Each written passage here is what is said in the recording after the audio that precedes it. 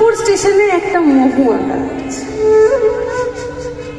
একটা মহুয়া গাছ, কোনো লাগরি লাগর, একটা মহুয়া গাছ যার থাকার কথা আমার লাল মাটিতে।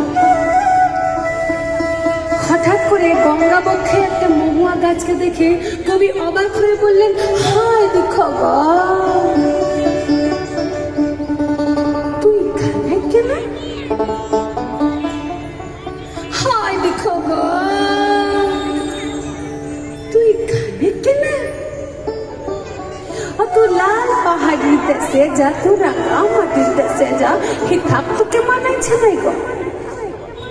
না না, একেবারে মানাইছে নাই গো। এটি একটি কবিতা ছিল, আর এই কবিতা যখন উঠলো বাঁকুড়ার ছেলে সুভাষের হাতে, ঝুমুরিয়া সুভাষ চক্রবর্তীর সুরে এবং কণ্ঠে এটি হয়ে উঠলো একটি জনপ্রিয় লোকগান। আর সেই গান আজকে বাংলা ও বাঙালির রক্তে বঞ্চায়। ঈশ্বরের কৃপায় আমি সেই স্রষ্টার সন্তান। ও তুই লাল পাহাড়ের দেশে যা, ও তুই রাঙা মাটির দেশে যা,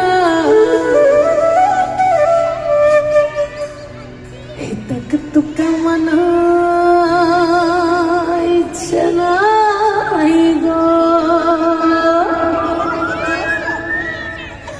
নানাইকে বারে মানাইছে নাই গো।